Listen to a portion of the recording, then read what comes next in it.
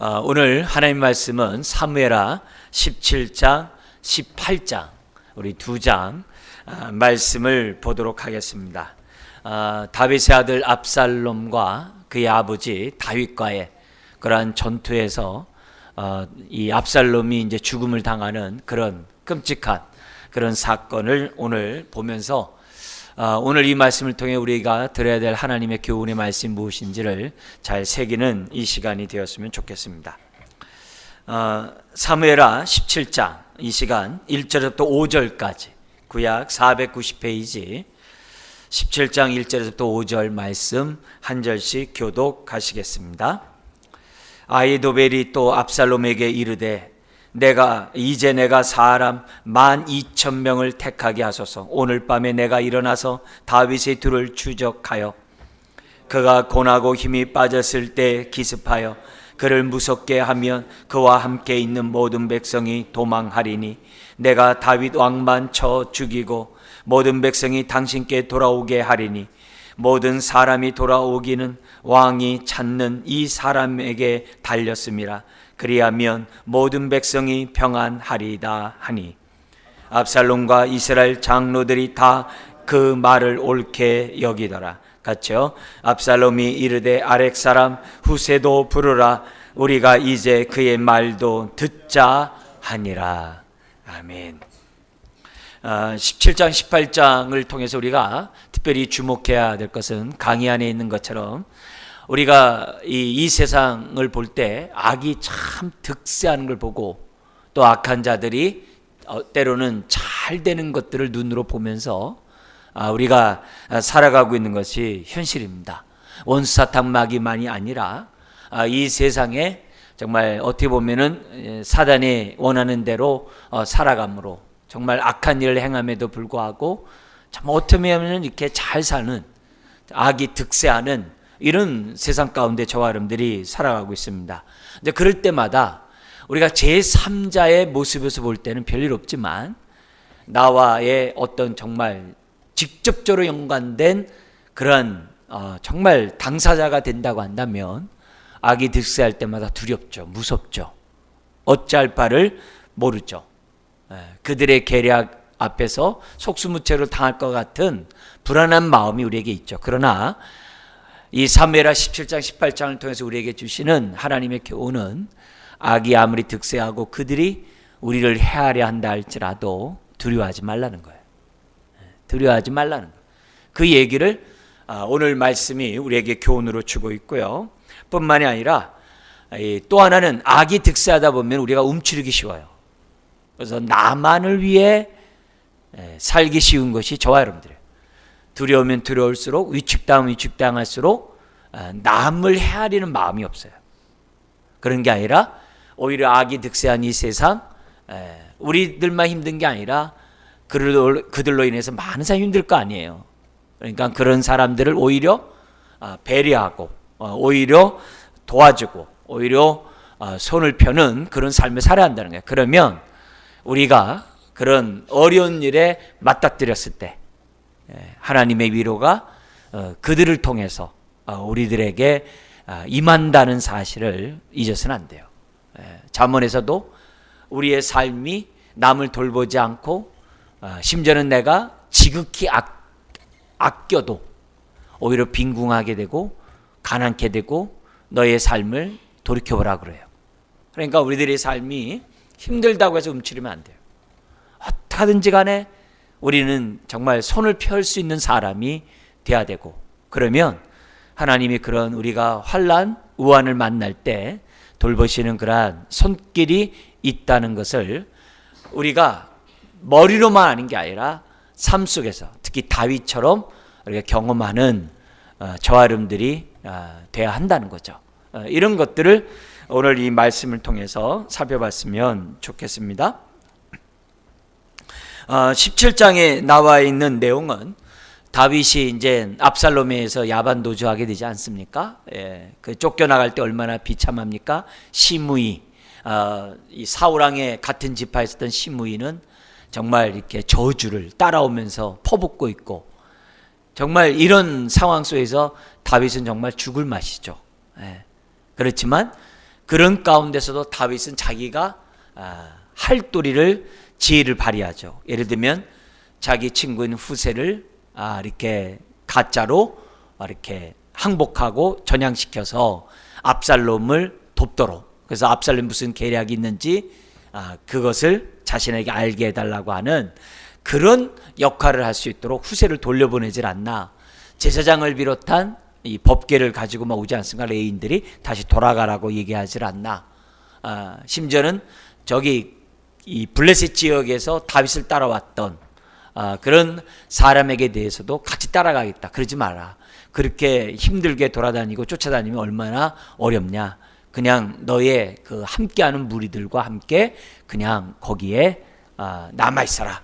이렇게 정말 이렇게 남을 이렇게 배려하는 이제 이런 모습들. 이제 그 사람이 이제 이때라고 그러죠. 가드 사람이 이때. 그런 사람들에게 그렇게 얘기를 하지만 이때가 뭐냐면은 가드 사람 이때가 나는 끝까지 당신과 함께 하겠습니다. 이렇게 다윗과 함께 하겠습니다. 이런 사람들이 이제 나오게 되는 거죠. 그러니까 자기가 행동할 것들은 다 해요. 그러면서 동시에 다윗이 뭘 하냐면 기도를 해요. 기도를 합니다. 그래서 우리는 지난 이 3주에 걸쳐 가지고 이 압살롬과 연관된 그런 위기 상황 속에서 다윗이 어떻게 기도했는지를 지난주에도 봤고 그지난주에도 봤어요. 오늘도 볼 거예요. 어떤 기도를 다윗이 했는가. 그래서 다윗은 그런 위기 속에서도 자기가 할 도리 할 뿐만 아니라 하나님을 의지하는 그런 모습을 가지면서 기도를 해요. 그래서 그 기도의 응답이 오늘 또 본문에서 나타나요.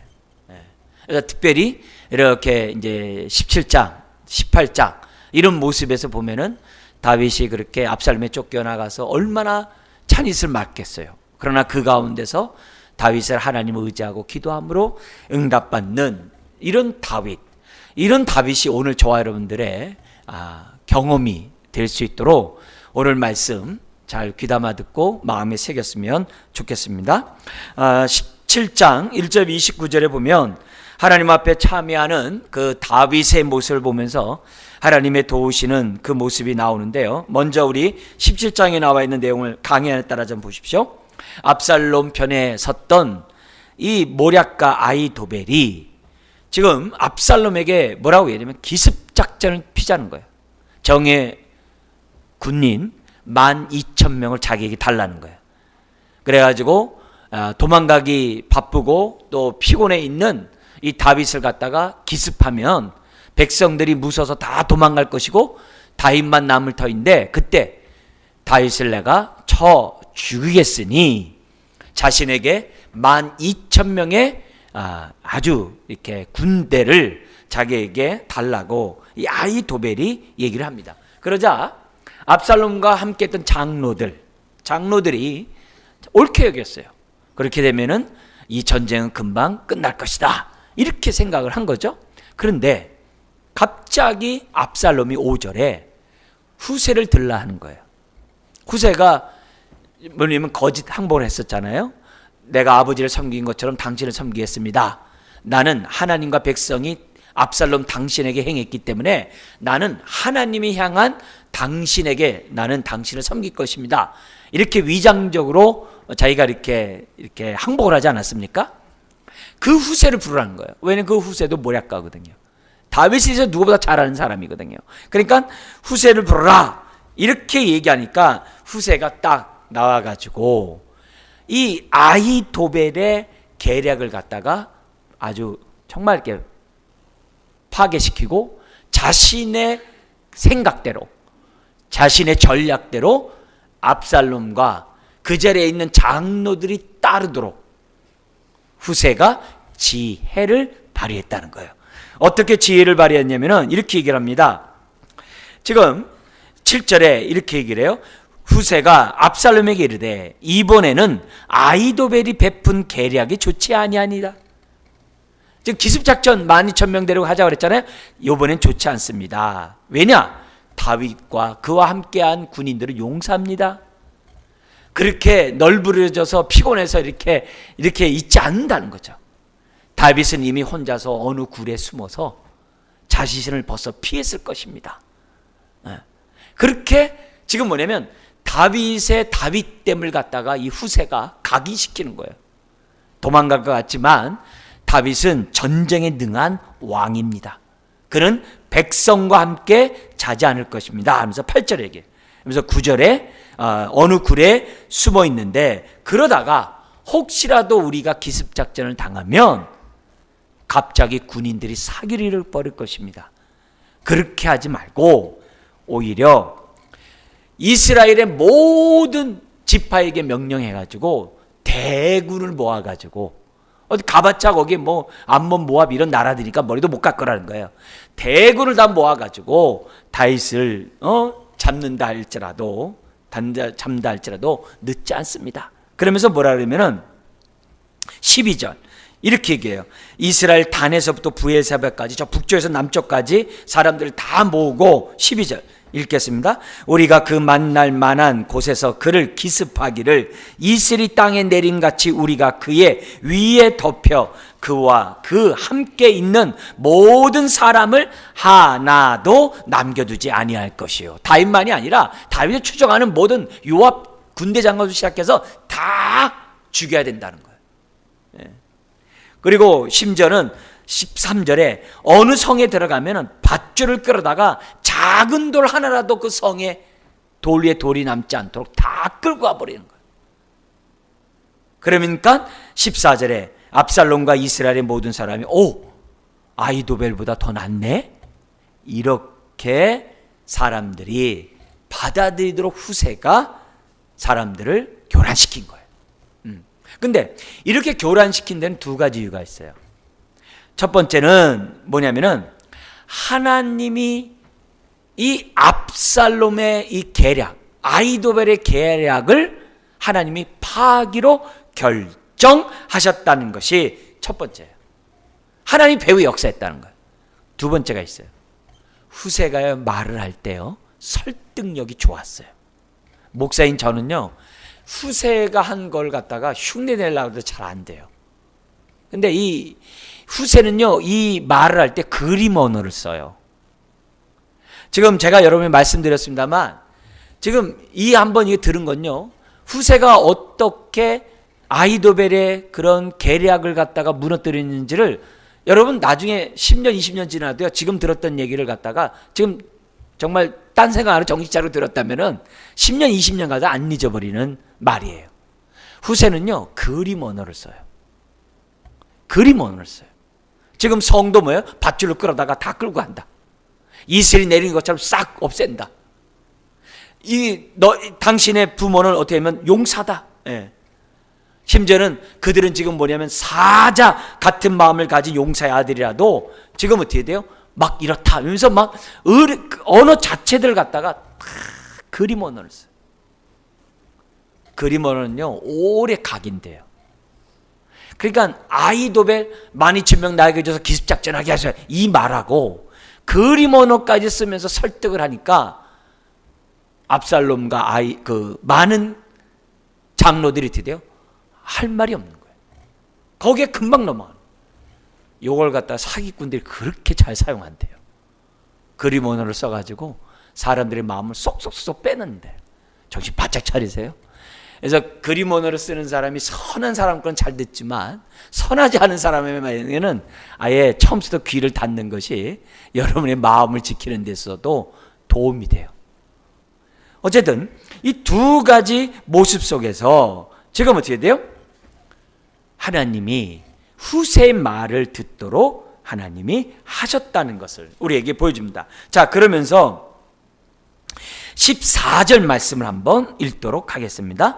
압살롬과 온 이스라엘 사람들이 이르되 아렉 사람 후세의 계략은 아히도벨의 계략보다 낫다 하니 이는 여호와께서 압살롬에게 화를 내리려 하사 아히도벨의 좋은 계략을 물리치라고 명령하셨음이더라. 하나님의 배후에서 역사하시는 게 있고 동시에 후세가 지혜를 발휘한 거예요. 이거는 오늘 하나님과 우리와의 협력 작전 속에서 매우 중요해요. 뭐 하나님이 살아계시고 하나님 나와 함께 하는데 상관없어 그런 게 아니라 하나님이 함께 하시는 거는 기정사실이고 우리의 지혜가 필요하다는 거예요. 우리가 지혜롭지 못함으로 하나님의 은혜를 막았으면 안 되거든요. 우리가 지혜롭지 못함으로 하나님의 은혜를 우리가 차버리면 안 되거든요. 그런 의미에서 우리가 어떻게 돼요? 이런 뱀 같은 지혜들, 또한 후세같이 이렇게 그림원으로 쓰는 저와 여러분들이 될 때 사람의 마음을 열고 설득력 있게 전달할 수 있다는 사실을 저와 여러분들이 잊어서는 안 됩니다. 자, 여기서 우리가 첫 번째 우리가 깨달아야 할 것은 뭐냐면, 하나님은 결코 압살롬과 같은 악인이 득세하는 것을 원치 않으신다는 거예요. 이 진리를 꼭 믿으셔야 돼요. 이걸 믿으면 우리가 할렐루야예요. 어떤 상황에서도 할렐루야. 예를 들어서 북한이 어쩌고저쩌고 막 하잖아요. 근데 하나님은 어떻게 하실는지 몰라요. 그렇지만 우리가 믿는 사람들이 이런 핵전쟁의 이런 위협이나 전쟁의 이런 불안함, 이런 일이 있을 때 믿는 사람들이 정말 하나님을 향하여 기도할 때, 하나님을 향하여 기도할 때 악이 이 땅을 득세하도록 내버려두지 않는다는 거죠. 당장 우리 이쪽에 남한에 있는 모든 교회가 문 닫게 되고, 지금 수요예배 나오는 사람들 아마 제1 열성문자라서 제일 먼저 죽을 텐데 여러분들 그런 모습을 그냥 내버려 두면서 저 하겠어요? 이런 부분 앞에서 우리가 그런 시련이 오더라도 감당하도록 하나님이 도우시겠습니다만, 어쨌든 우리의 환경이 이렇게 좋은 이런 상황이 있을 때 우리가 어떻게 돼요? 깨어서 이 나라 이 민족을 위해서 기도하고, 정말 신앙의 자유가 있을 때 열심히 전도하고 열심히 선교하고 복음을 위해 우리들이 어떻게 돼요? 정말 전하고 또 복음의 말씀을 서로 나눌 수 있는 자유롭게, 그런 모습들을 하루라도 우리들이 해야 한다는 것이죠. 여러분, 우리 하나님은 공의의 하나님이에요. 불의가 판을 치도록 내버려 두지 않아요. 아무리 대적자의 지략이 정말 탁월하고 힘이 강하다 할지라도 우리는 두려워할 이유가 없어요. 왜요? 하나님은 진리의 하나님이시고 하나님은 참이시고 하나님은 공의의 하나님이시라는 거. 그래서 악인을 반드시 심판하신다는 사실을 첫 번째 우리는 깨달아야 돼요. 그뿐만 아니라 다윗과 같은 사람을 보호하세요. 절대로 하나님의 손에서 빼앗기지 아니하시는, 요한복음 10장 28절인 것처럼 저와 여러분들의 인생을 악한 원수 사탄 마귀의 뿐만이 아니라 악한 자에게 빼앗기도록 내버려 두지 않으세요. 오히려 시편 2편에는 악한 자가 모략하고 악한 자가 판을 치는 그 회의를 보면서 하늘에 계신 하나님이 웃으시며 그랬어요. 하나님이 웃으시며 그랬다고. 웃으신다고. 대지상과 서기관들과 종교지도자들이 예수 그리스도를 십자가에 못 박고자 모의를 했을 때 하나님이 어떻게 돼요? 하늘에서 보고 웃으시며 그러시는 거예요. 보고 웃으시며. 이 모습은 예나 지금이나 동일하십니다. 그래서 악한 자 때문에 내가 두려워 떨거나 불안해하지 말고, 오히려 모든 것들을 공의롭게 판단하시는 하나님 앞에, 그리고 하나님의 자녀들을 붙잡고 계시는 그 하나님의 그 전능하신 손길 앞에 우리의 삶을 맡기는 것이 중요해요. 뿐만 아니라 어떤 일을 인하여 내가 불안할 수 있어요. 어떤 일을 인하여 내가 무서울 수 있어요. 어떤 일을 해서 낙심될 수 있어요. 그러지 말라 이게요. 그런 생각이 어디로부터 온 거예요? 그건 육의 생각이지 성령의 생각은 아니거든요. 내가 지금 객관적 사실을 놓고 지금 이런 마음이 든다. 그거는 육의 생각이지 성령의 생각은 아니에요. 성령의 생각은 그런 가운데서도 하나님이 나와 함께 하시고, 그런 가운데서 다윗을 지키듯이 우리를 지키시고, 그런 가운데서 어떻게 돼요? 악인이 득세하지 못하도록 심판하시는 하나님이시라는 이 사실을 저와 여러분들은 흔들리지 말아야 돼요. 두려움이 있을 때 두려운 게 아니라 오히려 하나님을 의지하는 계기가 돼야 한다는 거죠. 자, 그러자 그리고 15절부터 22절 아히도벨의 모략이 어떻게 돼요? 정말 어떻게 가졌다는 것을 갖다가 지금 어떻게 돼요? 후세를 통해서, 후세는 아히도벨의 계략이 이러하니까 빨리 그 시내를 백성들과 함께 넘어가라는 거예요. 밤새 넘어가라는 거예요. 그렇지 않으면 언제 이 압살롬의 군대가 당신을 공격할지 모르니까 지금 후세는 이런 왕에 있는 이런 상황을 갖다가 빨리 제사장들에게 알려주는 거예요. 그러니까 그 제사장들은 그들의 아들들에게 알려주고 그 두 아들이 다윗에게 이런 사실을, 후세에 이런 사실을 전달하는 그런 모습을 이제 보여줍니다. 그게 15절부터 22절입니다. 우리 한번 이 시간 16절 한번 같이 읽겠습니다. 이제 너희는 빨리 사람을 보내 다윗에게 전하기를 오늘 밤에 광야 나루터에서 자지 말고 아무쪼록 건너가서서 하라. 혹시 왕과 그를 따르는 모든 백성이 몰살할까 하노라 하니라. 지금 후세가 자기가 이렇게 말을 했습니다만 압살롬이 어떻게 행할지 모르거든요. 자기 말이 옳다고 했다가 갑자기 아이도벨 같이 그 말을 들을 수 있잖아요. 그러니까 후세가 빨리 인간으로서 해야 될 그 조치를 지금 뭐냐면 취하는 거예요. 그래서 17절 요나단과 아히마스가 그 소식을 가지고 가려고 했는데 벌써 압살롬의 군대에게 적발이 된 거예요. 적발이 되니까 어떻게 돼요? 원치 않게 숨지 않을 수가 없잖아요.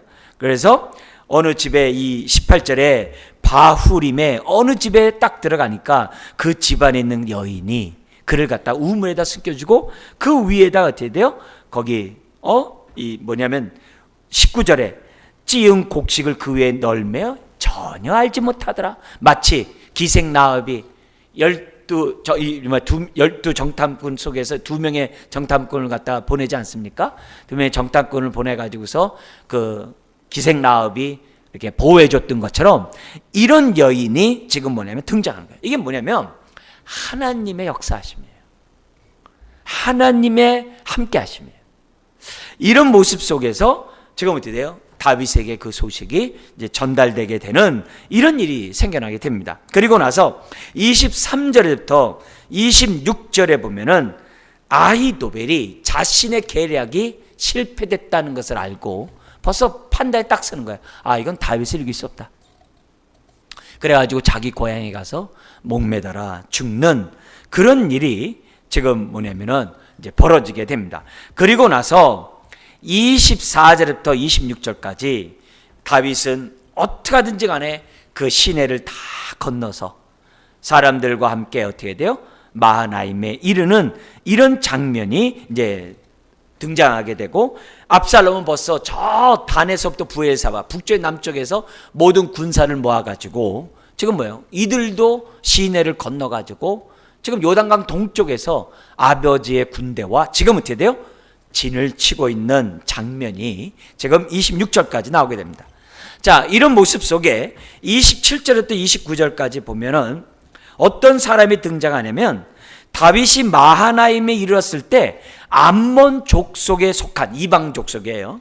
속한 사람들이 거기 보면 소비, 마길, 바르실레와 같은 사람이 양식을 가지고 다윗을 찾아와요. 정말 이렇게 전쟁을 앞두고 있고 다른 지역에 와가지고서 있을 때 얼마나 지치겠어요. 근데 이런 오히려 암몬과 같은 이방 사람이 다윗을 돌보시는, 다윗이 아주 궁핍할 때 이렇게 와서 도와주는 이런 사람이 이제 등장하게 돼요. 여러분, 여기서 우리가 추측해 보건대 왜 이 사람들이 정말 이 위기 속에 어려움을 겪고 있는 다윗을 도와줄까? 아무런 연고가 없는데 도와줄까? 그렇지 않죠. 평소에 다윗이 이들에게 베푼 은혜가 있었다는 거죠. 이런 게 중요한 거예요. 그러니까 평소에 우리가 덕을 쌓고 평소에 우리가 하나님의 마음을 드러내고 평소에 우리가 사람들에게 우리가 아무리 악이 득세하는 세상이지만 우리의 할도리를 하게 되면 내가 어려움을 겪을 때 하나님의 돌보신 은혜가 사람들을 통해 온다는 것을 지금 27절 29절에 우리들에게 보여주고 있어요. 자, 이런 사건에서 우리가 15절부터 29절 말씀에서 우리가 얻어야 될 우리가 교훈이 있습니다. 이게 뭐냐면 하나님은 다윗 시대나 오늘 시대나 언제나 동일하게 역사하신다는 거예요. 아히도벨의 계략이면 다윗은 영락없이 죽게 되었죠. 근데 하나님은 후세를 세우셔서 다윗을 도와주세요. 그죠? 아무리 인간의 지혜가 탁월해도 하나님이 막으시면 안 돼요. 또한 아무리 지혜가 좋아도 후세가 좋아도 하나님이 도와주지 않으면 안 돼요. 후세가 그렇게 말할 수 있는 것은 하나님의 지혜가 아닐 수가 없다는 거죠. 이런 일련에, 그리고 이런 사건이 다윗에게까지 이렇게 전해서 밤새 시내를 건널 수 있었던 것들이 다 뭐예요? 다 그 곳곳마다 고비고비마다 하나님이 사람들을 붙여주셨기 때문에 다윗이 안전하게 마하나임까지 도망갈 수 있었다는 것을 우리에게 보여줍니다. 자, 그래서 하나님이 지금도 역사한다고 한다면 우리는 어떻게 돼요? 하나님을 내가 정말 위기를 겪을 때마다 하나님 의지하자는 거예요. 그럼 뭘 주시는 거예요? 하나님이 지혜도 주시고 하나님이 사람도 붙여주시고 하나님이 어떻게 돼요? 감당할 수 있는 나에게 믿음을 나에게 더딥혀 준다는 사실을 저와 여러분들은 잊어서는 안 되는 거예요. 우리가 왜 기도해야 돼요? 이런 은혜가 오늘 우리들에게 임하기 때문에 기도하는 거죠. 우리도 기도하면, 그래서 우리가 나중에 끝날 때 63편 할 겁니다. 우리가 다윗처럼 기도하면 하나님의 돌보신 은혜를 위기 때에 우리가 경험할 수 있다는 것을 우리가 생각하고 힘들고 어려울 때마다 다윗처럼 하나님의 지혜를 구하고 하나님의 능력을 구하는 저와 여러분들이 되어야 될 줄 믿습니다. 우리가 힘들다고 막 힘들어요 그러지 말고 오히려 그 시간에 하나님의 은혜를 경험할 기회가 된다는 사실을 꼭 기억했으면 좋겠습니다. 여러분, 암몬 사람 소비와 마길과 바르실레와 같은 사람을 보세요.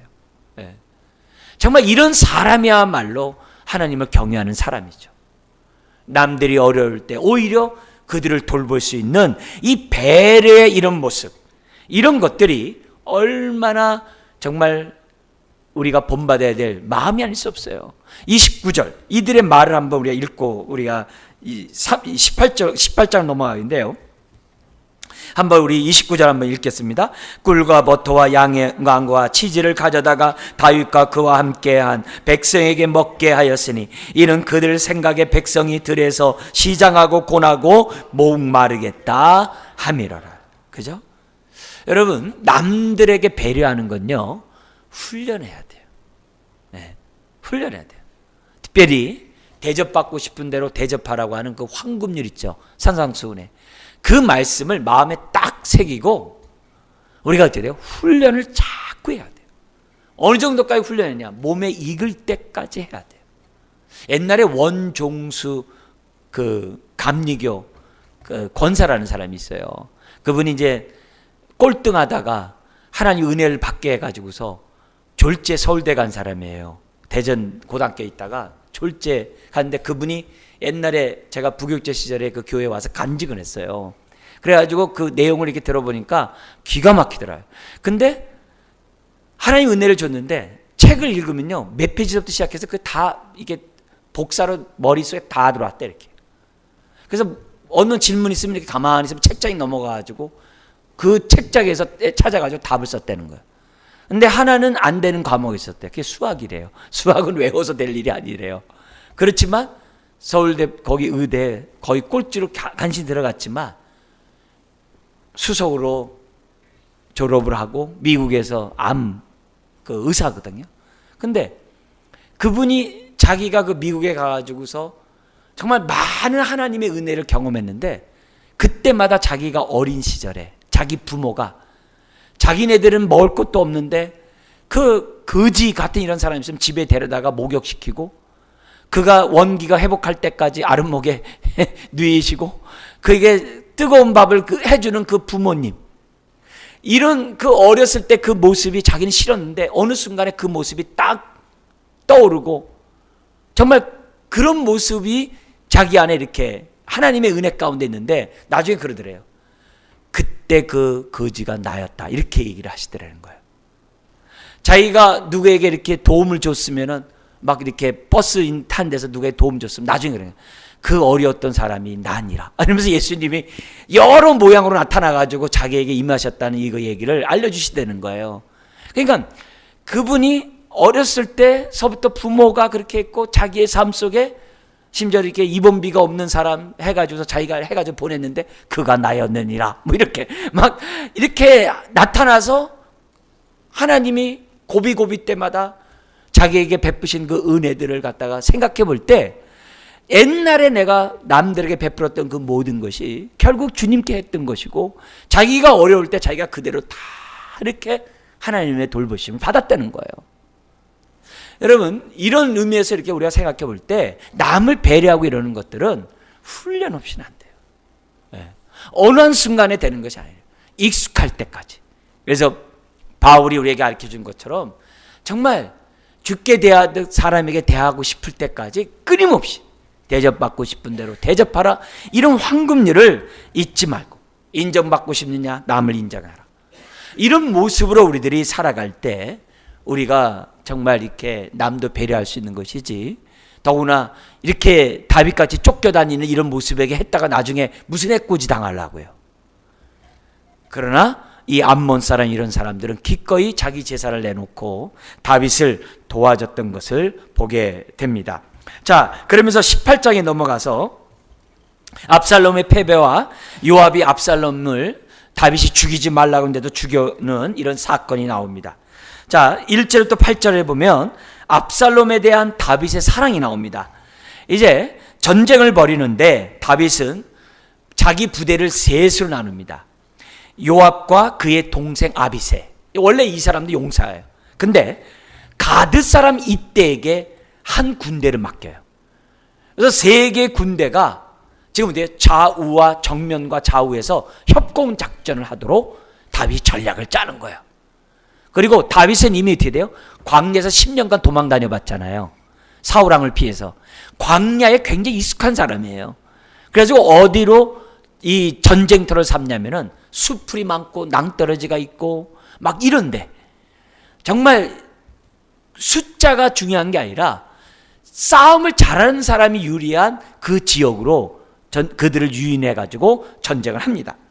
그래가지고 그러니까 지형지물을 갖다 인용했다라고 얘기하는데요.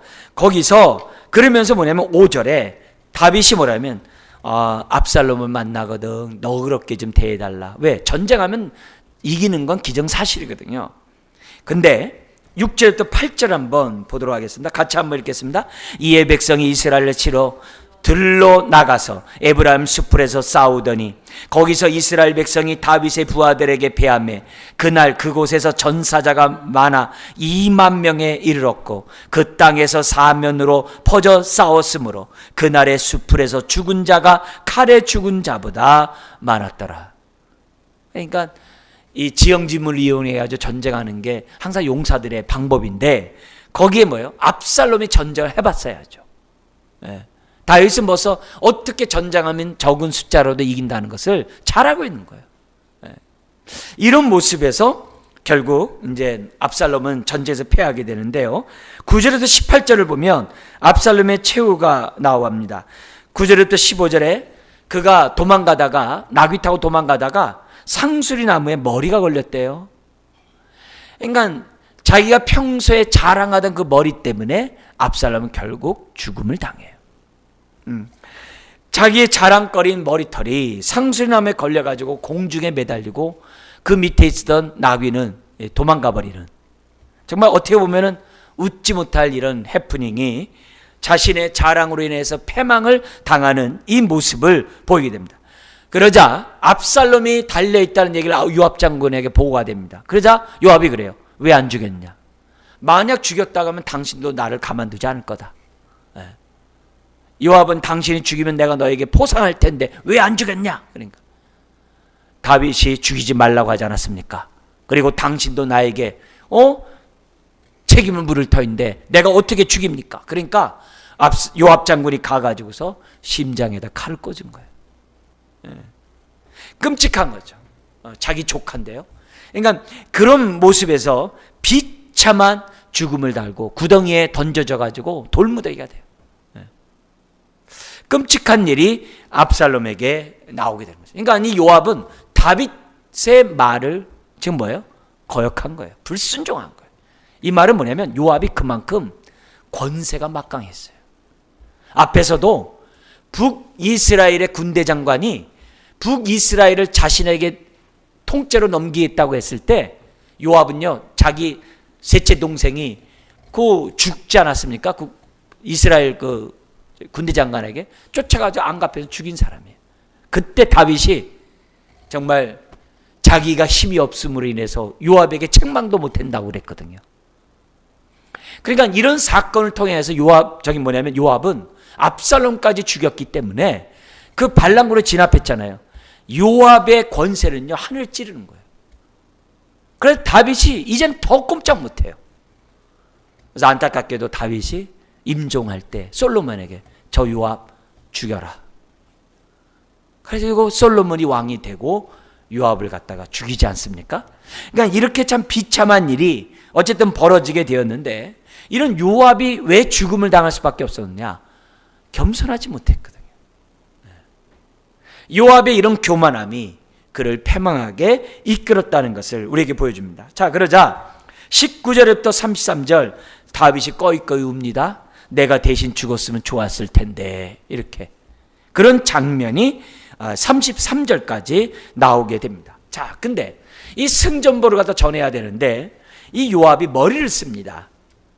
어떻게 해야 되는가? 여기 보면은 승전 소식에서 우리 제사장의 아들인 23절 아히마아스가 가서 전하려고 하는데 당신은 말라. 저 구스 사람을 지금 보내도록 하겠다. 예. 왜냐면 구스 사람은 이제 그 당시 이제 흑인이거든요. 이 용병이란 말이에요. 그러니까 저 사람이 나쁜 소식 전하고 너는 좋은 소식만 전해라. 그래가지고 이 아히마아스는 전쟁에서 이겼다는 얘기만 하고 압살롬이 죽었다는 얘기 누가 하는 거예요?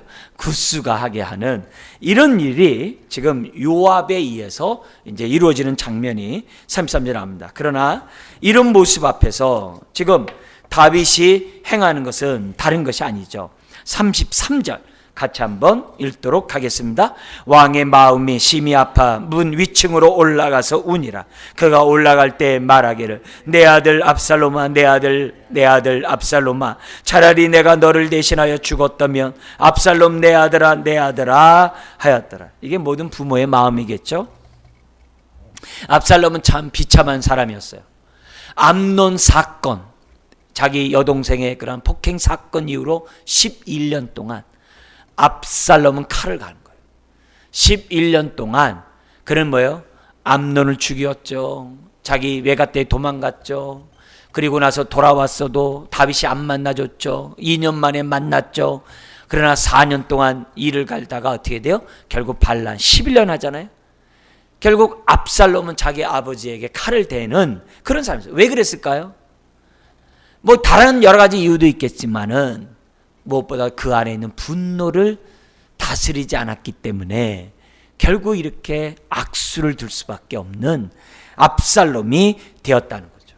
그 안에 있는 분노를 해결하지 못하니까 모반을 계획하고 아비에게 칼을 대는 끔찍한 만행을 저지른 거죠. 여러분, 분노는요 자기의 잘못을 몰라요.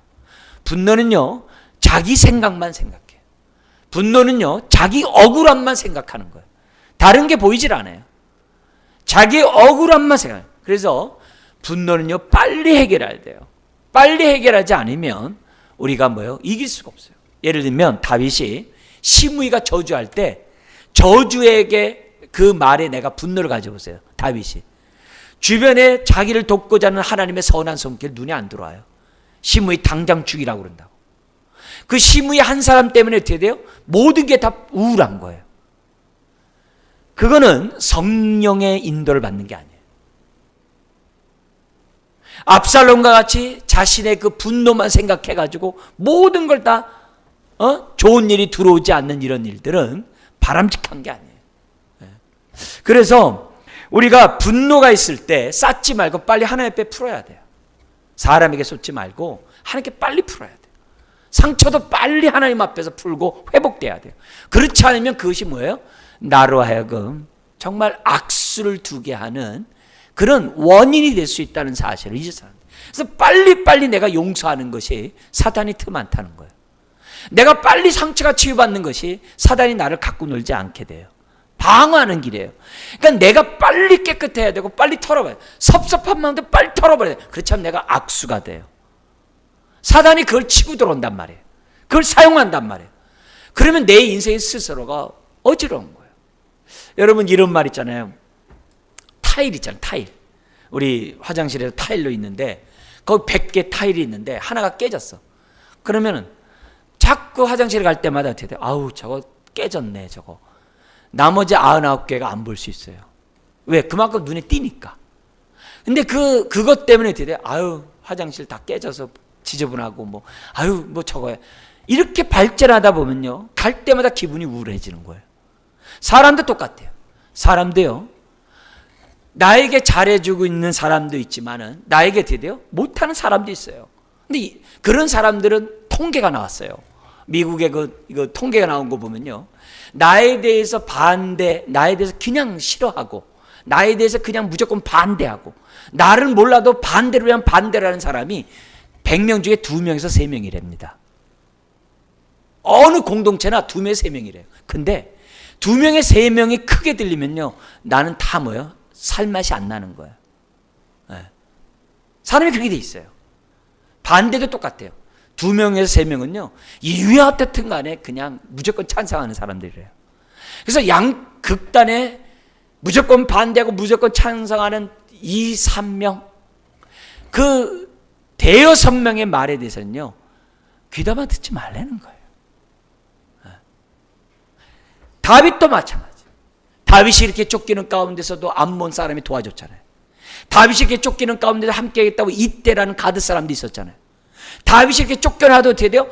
계속 그를 위해서 도와주는 사람들이 많았잖아요. 근데 그런 건 보이지 않냐고. 시므이가 나를 욕해. 압살롬이 나를 위해서 칼을 들어. 이러면요 잠을 못 자는 거예요. 이러면요 하나님의 기도가 안 나와요. 분한 마음에서 기도가 안 돼요.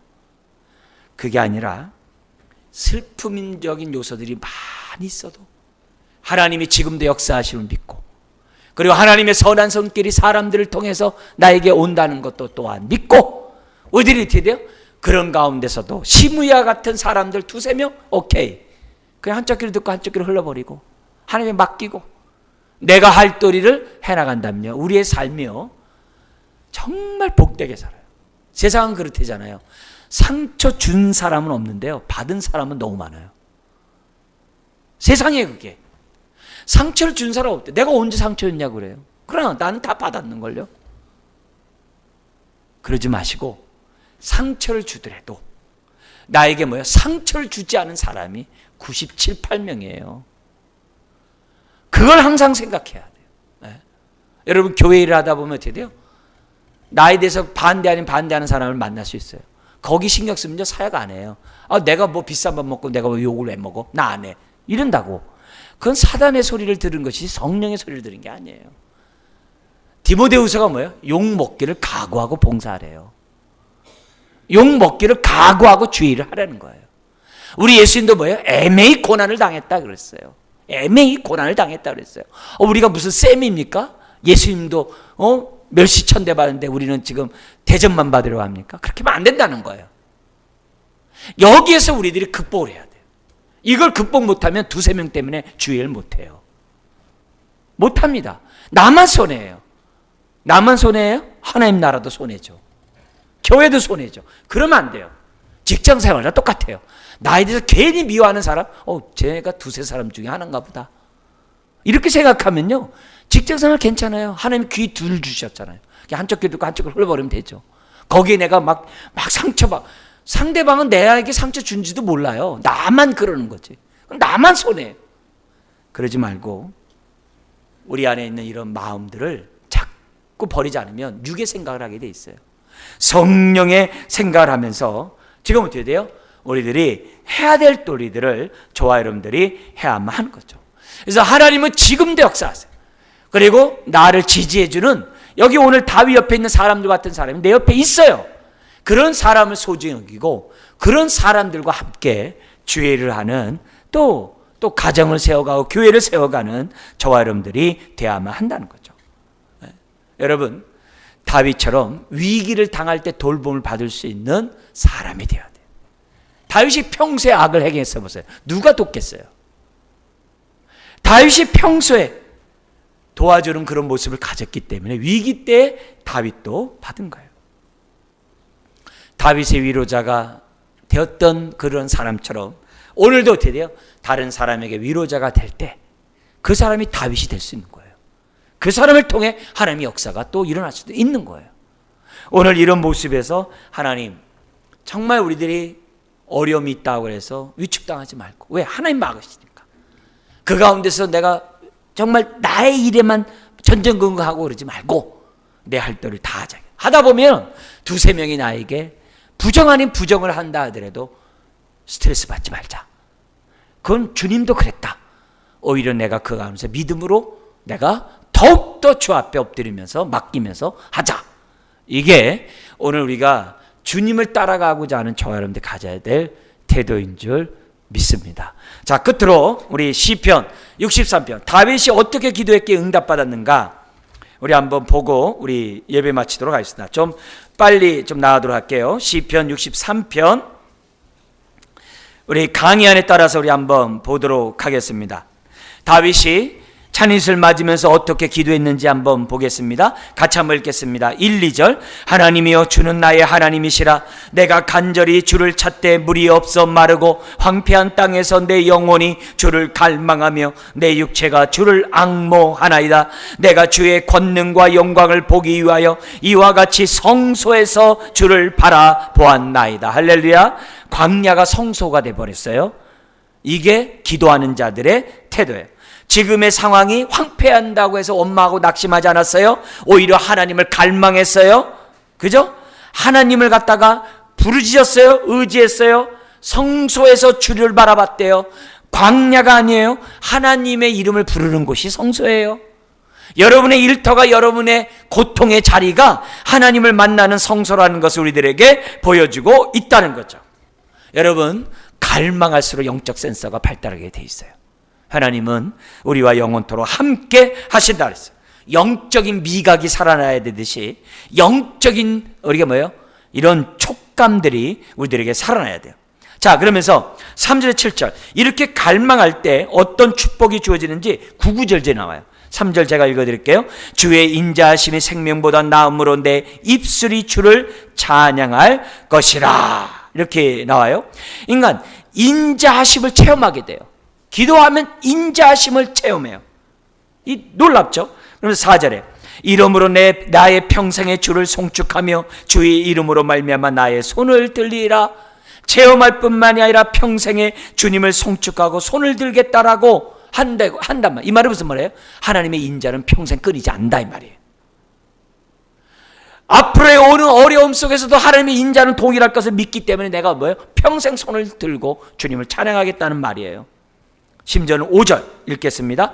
골수와 기름진 것을 먹음과 같이 나의 영혼이 만족할 것이라. 나의 입이 기쁜 입술로 주를 찬송하되. 제가 읽어드릴게요. 내가 나의 침상에서 주를 기억하며 새벽에 주의 말씀을 작은 소리로 읊조릴 때에 하오리니 주는 나의 도움이 되셨습니다. 내가 주의 날개 그늘에서 즐거이 부르리이다. 할렐루야. 광야가 하나님의 날개 아래래요. 놀라운 거죠. 갈망하면 하나님이 채워주는 거예요. 갈망하면 채워주는 거예요. 그것도 뭐예요? 밤새 하나님 말씀을 읊조리면서 주님을 부르짖고 있으니 얼마나 안전하고 보호하겠냐요. 왜? 주의 날개니까. 다윗이 광야에서 하나님 만난 거예요. 그러니까 평소에 얼마나 믿음이 좋았으면 이렇게 했어요. 그러면서 8절 11절 다윗은 하나님의 돌보시고 보호하심에 대한 그 확신을 설명하는데요. 같이 한번 읽겠습니다. 나의 영혼이 주를 가까이 따르리니 주의 오른손이 나를 붙드시거니와 나의 영혼을 찾아 멸하려 하는 그들은 땅 깊은 곳에 들어가며 칼의 세력에 넘겨져 승량의 먹이가 되리이다. 왕은 하나님을 즐거워하리니 주께 맹세하는 자마다 자랑할 것이나 거짓말하는 자의 입은 막히리로다. 할렐루야. 그래서 승량의 먹이가 2만 명이 돼가지고 졸지에 끝나잖아요. 그죠? 여러분, 오늘도 이 세상 악이 특세예요. 두려워하지 마세요. 하나님이 그걸 꺾으실 겁니다. 그리고 힘들다고 움츠리지 마세요. 나를 돕는 사람이 많아요. 나를 위해 기도하는 사람 많아요. 그리고 오히려 내가 어려운 사람을 도와주는 그런 일을 하십시오. 그러면 내가 어려울 때 어떤 사람이 나를 또 도와주는 그런 삶이 이어져 갈 것입니다. 하나님의 인자하심은 나의 평생에 우리가 뭐예요? 찬송하고 찬송할 우리가 내용이라는 사실을 우리가 확신하고 이 밤도 부르짖고 인자함을 맛보고 또 응답받고 확신 속에 돌아가시기를 다윗처럼 이 시간에 주의 이름으로 축원드립니다. 기도하겠습니다. 하나님 아버지,